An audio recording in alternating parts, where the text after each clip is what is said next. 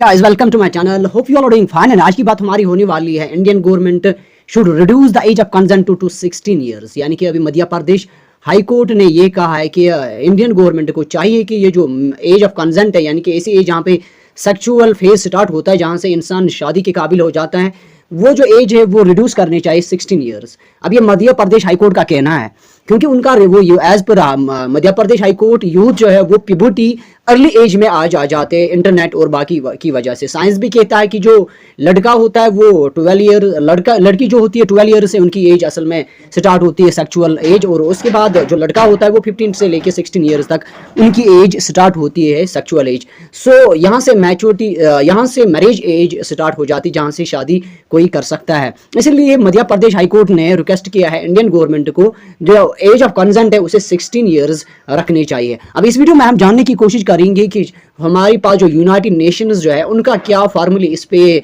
अपना ख्याल है। Similarly chief justice of India के बारे में हम जानने की कोशिश करेंगे, उनका क्या रोल है, और इसके बाद हम जानेंगे ग्लोबली की एज ऑफ कंसेंट क्या है, और इंडिया के बारे में भी हम जानेंगे कि क्या एज ऑफ कंसेंट है, यानी जहाँ से मैरिज स्टार्ट होती है। और इससे पहले कि हम ये सारी को डिस्कस किया करें तो please consider subscription, share and like this video.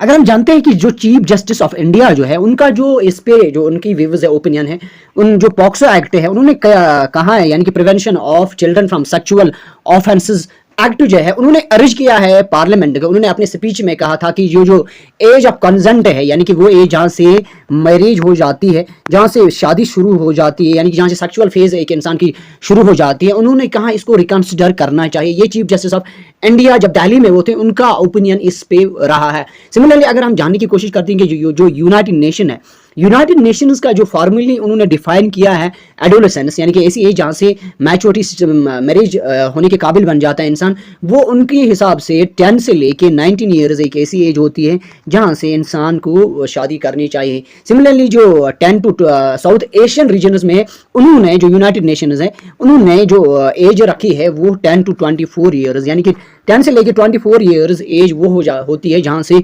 Sexual phase start होता है, जो साउथ ईस्ट एशिया में है। 10-19 ईयर्स ग्लोबली रखा है, 10-24 ईयर्स यूनाइटेड नेशन ने साउथ ईस्ट एशियन कंट्रीज के लिए फॉर्मली डिफाइन किया है एक एन एडोलेसेंट एज। देखिए अगर हम ग्लोबल फिगर देखते हैं, इस म्यूचुअल जो एज ऑफ कंसेंट है वो 14 टू लेके 16 ईयर्स तक है, यानी कि चिल्ड्रन जो 14 ईयर्स होते हैं उन्हें कंसिडर किया जाता है कि वो सेक्सुअली कंसेंट हो सकते हैं।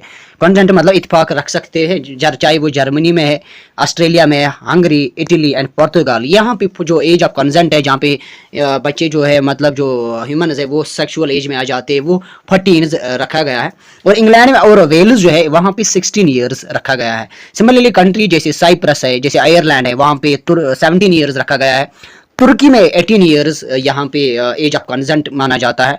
और सिमिलरली अगर हम यूएस की बात करें, यूएस में जो एज ऑफ कंसेंट 1880 में 10 टू 12 ईयर्स रखा गया था। मोस्ट ऑफ द सिटीज़ में जो यूएस में 10 टू 12 ईयर्स रखा गया था, लेकिन 1920 से लेकर ऑलमोस्ट 26 स्टेट्स ऐसे होते हैं जो एज ऑफ कंसेंट 18 करती है, और जॉर्जिया जो है यहाँ पे जो एज ऑफ कंसेंट है वो 14 है। अगर हम एशियन कंट्रीज की बात करें, जापान जो है यहाँ पे जो एज ऑफ कंसेंट है वो 13 ही है, यानी कि 13 से वो एज होती है जहाँ पे सेक्सुअल फेज एक इंसान की शुरू हो जाती है, जहाँ से मैरिज कर सकते हैं जापान में। सिमिलरली कुछ टोक्यो जैसे वहाँ पे एक म्यूनिसिपलिटी है जहाँ पे सेक्सुअल एक्टिविटी प्रोहिबिट किया गया है below the age of 18 years. Bangladesh की बात अगर हम करेंगे, सेक्शन 9(1) जो है women and child abuse prevention act 2000, वो डिफाइन करता है रेप एज सेक्सुअल इंटरकोर्स, यानी कि यहाँ पे रेप को रेप नहीं माना जाता है बल्कि सेक्सुअल इंटरकोर्स माना जाता है, लेकिन एक ऐसी वुमन के साथ जो 16 ईयर्स होती है, यानी कि यहाँ पे भी विदाउट कंसेंट भी यहाँ पे माना जाता है, यानी कि चाहे वो ज़बरदस्ती करते हो या उसको वो म्यूचुअली कंसेंट रखती हो उस शख्स में। तो यहाँ पे बांग्लादेश में 16 ईयर्स वो रखी गई है। सिमिलरली अगर हम एज ऑफ कंसेंट श्रीलंका में देखेंगे वो 16 ईयर्स है, रिगार्डलेस ऑफ जेंडर और सेक्सुअल ओरिएंटेशन, यानी कि वो किस जेंडर से है या सेक्सुअल ओरिएंटेशन क्या है ये मैटर नहीं करते हैं। अब girls belonging to Sri Lanka's Moor and Malay minorities, उन्हें मैरी करने का इजाज़त है, लेकिन अगर वो 12 ईयर्स के होंगे या बिलो 12 ईयर्स कर सकते हैं, लेकिन वो भी उनको क्या करना है, अगर वो 12 ईयर्स नीचे होंगे उनको अपने रिलीजियस लीडर जो है उसको पहले अप्रूवल लेना पड़ेगा। ये श्रीलंका की पोजीशन है यहाँ पे। इस इन कंपैरिजन इंडिया की जो चाइल्ड मैरिज है, जो प्रोहिबिशन एक्ट है यानी कि पॉक्सो एक्ट जो है 2006, उसने जो एज ऑफ मैरिज मेल और फीमेल के लिए रखा है वो 21 और 18 ईयर्स है। यानी कि मेल 21 हो सकता है और फीमेल जो है 18 ईयर्स है। पॉपुलेशन उसी वजह से जो लार्ज गैप है मैरिजेबल एज में बॉयज़ और गर्ल्स में, उसकी वजह से जो एज रखी गई है वो 21 एंड 18 ईयर्स रखी गई है। Root of age of consent की देखेंगे वो 19th सेंचुरी से शुरू होता है, यानी कि जहाँ से ये एज ऑफ कंसेंट रखा गया है। एक केस आया था सामने उस वक्त, पल्मोनी देवी जो नाम है, एक लड़की होती है जिसकी एज 11 ईयर्स होती है और वो कर जाती है अपने हस्बैंड के साथ शादी जो 35 ईयर्स होता है। पर उसकी पल्मोनी देवी जो है थे जो उसको फिर वो मर जाते हैं क्योंकि वो ब्रूटली रैप हो जाती है। उसका जो हस्बैंड होता है वो उसे रैप करता है और उसकी वजह से उसकी डेथ हो जाती है। फिर उसकी वजह से जो कंसेंट एक्ट 1891 में लाया जाता है, यानी कि 1891 में इस एज ऑफ कंसेंट स्टार्ट होता है, जहाँ से पॉक्सो एक्ट स्टार्ट होता है। लेटर जो है उसको जो हस्बैंड है उसे एक्वेट किया गया था, एक्वेट मतलब फ्री किया गया था और फिर गिल्टी उसको पाया गया है। लेकिन वो टाइम जो एज ऑफ कंसेंट है वो इंक्रीज़ किया गया है।